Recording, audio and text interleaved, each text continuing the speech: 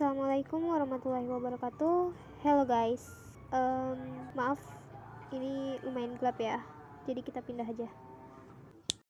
Nah guys, tadi di tempat gelap aku nggak sempat memperkenalkan diri ya. Nah, di sini saya akan memperkenalkan terlebih dahulu. Perkenalkan, nama saya Titi Puji Rahayu, absen 31, kelas 11 MIPA 2, asal sekolah yaitu SMA Negeri 80 Jakarta. Sebelumnya saya merasakan kalau misalnya saat kita berada di luar seperti ini, saya merasakan suhu bumi itu semakin meningkat atau suhu bumi mengalami peningkatan suhu, yaitu menjadi lebih panas dari sebelumnya. Nah, fenomena naiknya suhu permukaan bumi itu disebut dengan pemanasan global. Dilansir dari NASA, suhu permukaan bumi naik karena semakin banyak gas rumah kaca yang terdapat di dalam atmosfer. Gas rumah kaca itu apa aja sih? Nih, contohnya itu kayak karbon dioksida, metana, dan metana atau CH4. Nah, CO2 dan juga metana itu akan membuat panas bumi itu terperangkap di dalam permukaan bumi. Pengertian umumnya, pemanasan global adalah suatu fenomena peningkatan suhu rata-rata permukaan bumi atau anomali positif yang berlangsung secara terus-menerus. Nah, anomali positif adalah kondisi di mana hasil pengukuran suhu jauh lebih tinggi daripada tahun sebelumnya. Gitu. Jadi, pemanasan global itu membuat suhu permukaan bumi jauh lebih panas. Oke, lalu setelah itu kita akan masuk ke penyebab-penyebab kenapa sih bisa terjadi pemanasan global. Nah, pemanasan global itu terjadi karena dua penyebab atau dua faktor. Yang pertama, efek rumah kaca. Nah, efek rumah kaca. Di sini saya sudah menyiapkan sebuah gambar, yaitu gambar tentang rumah yang beratapkan genteng dan juga rumah yang beratapkan atau berlapisi dengan kaca. Nah, saya akan menjelaskan rumah yang beratapkan genteng dulu ya, kayak rumah kita biasanya. Nah, rumah yang beratapkan genteng itu biasanya dia hanya menyerap sedikit sinar matahari dan sebagian yang lainnya akan dipantulkan kembali. Nah, makanya saat kita berada di dalam rumah itu suasananya atau kondisinya itu jauh lebih sejuk daripada kita saat berada di luar rumah. Pembahasan yang kedua yaitu tentang rumah kacanya. Nah, rumah kacanya biasanya kan kalau misalnya di dalam rumah kaca itu kan biasanya buat tempat tanaman-tanaman untuk tumbuh ya, untuk dapat berfotosintesis dengan baik. Karena kaca hanya sedikit menyerap sinar matahari dan sebagian yang lainnya akan diteruskan masuk ke dalam lingkungan si rumah kacanya itu. Jadi di situ tempatnya energi panas itu berkumpul dan membuat tanaman jauh lebih baik untuk berfotosintesis di dalamnya.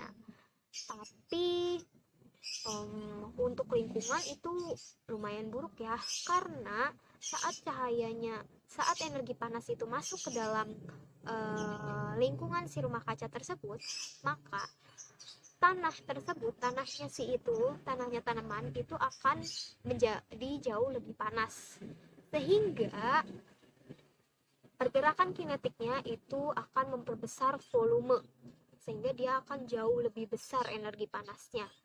Nah, itu menyebabkan densitas atau massa jenisnya akan jauh lebih rendah daripada massa jenis yang berada di luar lapisan rumah kaca.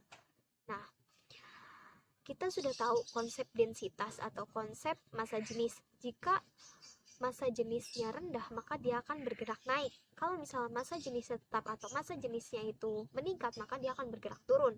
Oleh karena itu, energi panas yang berada di dalam tanah itu kan membuat massa jenis yang di dalamnya itu jauh lebih rendah, sehingga energi panas yang berada di lapisan dalam rumah kaca tersebut akan naik ke permukaan dan menimbulkan lingkungan bumi itu jauh lebih panas. Sebaliknya, yang berada di luar lapisan kaca tersebut akan masuk ke dalam sehingga akan menjadi satu dengan energi panas yang berada di dalam lapisan rumah kaca tersebut lalu akan berubah menjadi energi panas seutuhnya. Jadi suhu bumi akan jauh lebih panas lagi, akan bertambah panasnya. Seperti itu. Lalu apa kaitannya ya efek rumah kaca tersebut kepada pemanasan global? Ada dong kaitannya, seperti gambar di samping. Nah, di situ menggambarkan matahari yang memancarkan sinarnya, yang memberikan energi panasnya ke bumi. Nah, bumi itu dia kan sebelumnya dilapisi oleh lapisan yang menolong kita, membantu kita agar tidak terkena radiasi berlebih dari matahari. Nah, lapisan tersebut disebut dengan lapisan atmosfer, ya kan? Nah, di situ energi panas yang diberikan cahaya matahari akan diserap oleh atmosfer, sehingga sebagian yang lainnya akan masuk dan diteruskan lagi ke bumi. Nah, kita udah tahu kan konsep yang tadi, rumah kaca tadi. Jika di dalam atmosfer itu jauh lebih panas, maka massa jenisnya akan rendah dan membuat panas tersebut akan keluar dan menyebar ke seluruh permukaan bumi. Itu adalah kaitannya dari efek rumah kaca dengan pemanasan global. Lalu yang kedua yaitu adalah gas rumah kaca. Tadi efek, sekarang gas. Apa sih bedanya? Nah, di sini gasnya itu bisa menyerap inframerah. Nah, gasnya itu di sini dibagi menjadi dua secara pergerakannya. Yang pertama dengan bergetar. Lalu yang kedua yaitu dengan cara bergetar tanpa arah atau tidak ada arahnya, atau dia bergetar ke segala arah. Nah, gas yang hanya dia bergetar di tempat tersebut tapi akan menghasilkan energi panas itu adalah H2O dan ozon. Nah, gas yang dapat bergetar ke segala arah atau bergerak ke segala arah saat terkena energi panas yaitu CO2 dan metana atau CH4. Nah, oleh karena itu coba deh kalian bandingin, mendingan yang bergetar, yang hanya bergerak di situ-situ aja, apa yang bergerak ke segala arah? Lebih baik yang bergetar kan, dia hanya menimbulkan sedikit energi panas, tapi yang sangat berpengaruh itu adalah yang bergerak ke segala arah. Makanya kalau misalnya banyak CO2 dan juga metana, itu akan menimbulkan suhu bumi yang yang lebih panas lagi. Oke guys, selanjutnya kita masuk ke dalam proses gimana sih bumi itu bisa mengalami pemanasan global. Nah, di sini saya akan menyiapkan sebuah gambar. Nah, itu di situ ada gambar matahari yang memancarkan sinarnya kan, terus juga memberikan energi panasnya kepada bumi. Nah, energi panas tersebut akan diserap oleh atmosfer, lalu diserap oleh atmosfer, lalu sebagian yang lain akan dipantulkan oleh atmosfer, dan sebagian yang lainnya akan diteruskan, akan memasuki ke dalam lapisan bumi. Nah, energi panas yang masuk ke dalam bumi itu akan diserap lagi oleh bumi, lalu akan dipantulkan lagi keluar, lalu akan diteruskan lagi oleh atmosfer, lalu ada yang dipantulkan lagi ke bumi. Jadi habis pantul dia diteruskan oleh atmosfer, lalu ada yang diserap, lalu ada yang dipantulkan lagi ke bumi, dan ada energi yang dipantulkan lagi ke bumi oleh gas rumah kaca yang bergerak ke segala arah tersebut, yaitu CO2 dan metana, yang akan membuat permukaan bumi jauh lebih panas lagi. Itulah sebabnya kenapa bumi bisa mengalami pemanasan global. Oke, selanjutnya saya akan menyebutkan apa aja dampak yang disebabkan karena pemanasan global. Dampak yang pertama yaitu mencairnya es di kutub utara dan juga di kutub selatan. Yang kedua, naiknya permukaan air laut. Yang ketiga, banyaknya daratan yang tenggelam. Lalu yang keempat, menipisnya lapisan ozon yang dapat melindungi kita dari berbagai ancaman dari luar angkasa. Lalu yang kelima, perubahan iklim yang tidak teratur. Kebanyakan hujan, kadang panas, kadang hujan lagi, kadang hujannya yang terlalu sering atau kemaraunya yang terlalu sering, itu nggak nentuin. Lalu yang keenam yaitu produksi pertanian yang menurun. Lalu yang ketujuh, meningkatnya frekuensi terjadinya badai. Lalu yang kedelapan yaitu terjadinya kebakaran hutan di mana-mana. Lalu yang kesembilan, meluasnya penyakit pada manusia karena kebanyakan menghasilkan karbon dioksida di permukaan bumi. Lalu yang ke-10, terjadinya kepunahan hewan. Oke guys, kita lanjut ke bagaimana sih cara mengendalikan pemanasan global. Check it out. Nah, cara yang pertama yaitu efisiensi penggunaan energi. Efisiensi penggunaan energi itu apa sih? Efisiensi penggunaan energi atau bisa kita singkat EPE agar jauh lebih mudah, itu adalah usaha mengurangi penggunaan energi yang diperlukan dalam beraktivitas. Ada 3 langkah untuk mendukung EP ini dari diri sendiri. Cara yang pertama yaitu mengurangi penggunaan energi listrik. Di Indonesia sekarang itu lebih banyak menghasilkan listrik dengan menggunakan bahan bakar fosil, diantaranya batu bara.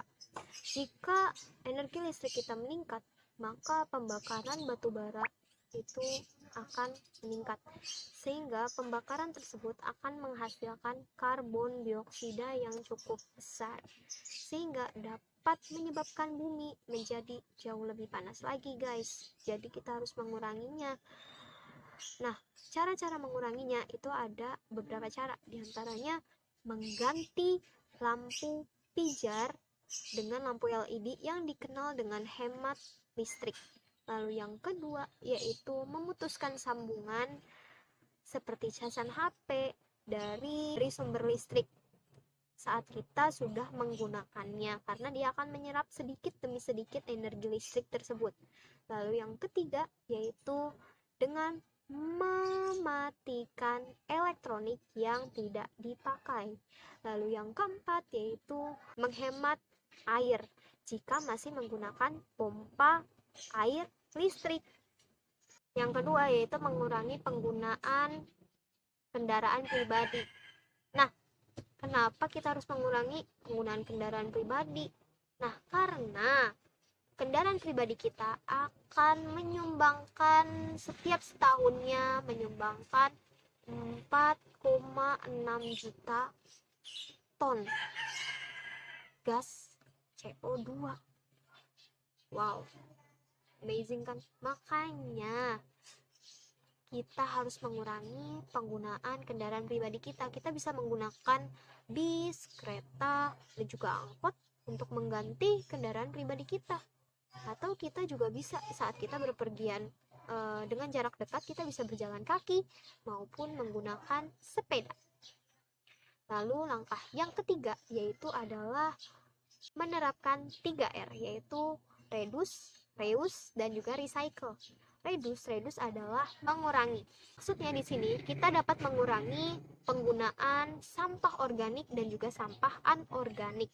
Nah, saat kita menggunakan sampah anorganik secara berlebih, maka produksi pabrik yang membuat anorganik tersebut akan jauh lebih meningkat, sehingga mereka akan menghasilkan gas CO2 yang akan semakin banyak. Saat kita menggunakan sampah organik yang jauh lebih besar, maka saat mereka menguraikan zat-zatnya, mereka akan menghasilkan gas metana atau CH4 yang jauh lebih banyak, sehingga akan menimbulkan gas rumah kaca yang semakin meningkat. Reuse adalah menggunakan kembali. Kita bisa mengganti barang anorganik seperti plastik saat menggunakan kantong belanja. Untuk menggunakan kantong belanja, kita bisa menggunakannya dengan kantong belanja yang terbuat dari kain seperti tote bag, ya kan? Kita bisa menggunakannya tanpa harus menggunakan plastik. Lalu untuk penggunaan tisu bisa kita gantikan dengan menggunakan sapu tangan, ya kan? Lalu ada recycle. Nah, Recycle adalah mendaur ulang. Maksudnya kita dapat mendaur ulang sampah anorganik atau sampah yang tidak kita gunakan lagi menjadi barang yang lebih berguna, seperti kaleng berubah menjadi tempat pensil, kardus berubah menjadi tempat buku, dan lain sebagainya. Lalu pengendalian kedua yaitu menggunakan sumber energi alternatif. Sumber energi yang alternatif yang digunakan yaitu sumber energi yang dapat menggantikan bahan bakar fosil seperti minyak, gas bumi, dan juga batu bara.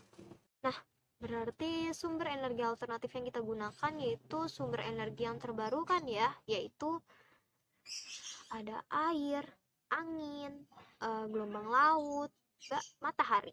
Nah, contoh-contohnya itu kayak apa? Air itu bisa jadi PLTA atau sumber pembangkit listrik tenaga air. Terus kalau dari matahari yaitu adalah PLTS atau pembangkit listrik tenaga surya. Lalu ada angin yaitu PLTB, pembangkit listrik tenaga bayu.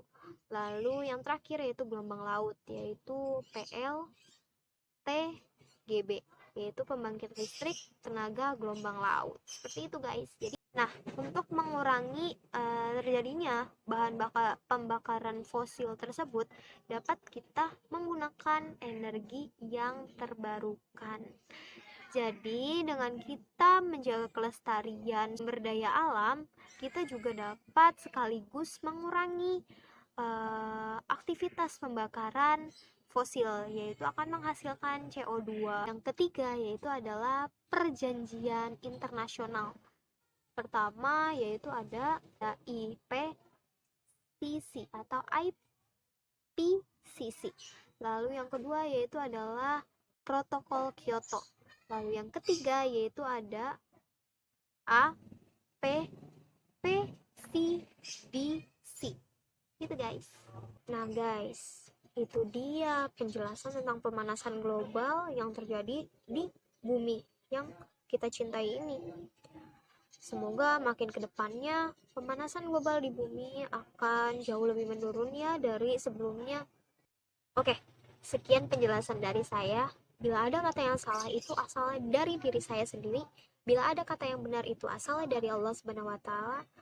Wabillahi taufiq wal hidayah. Wassalamualaikum warahmatullahi taala wabarakatuh.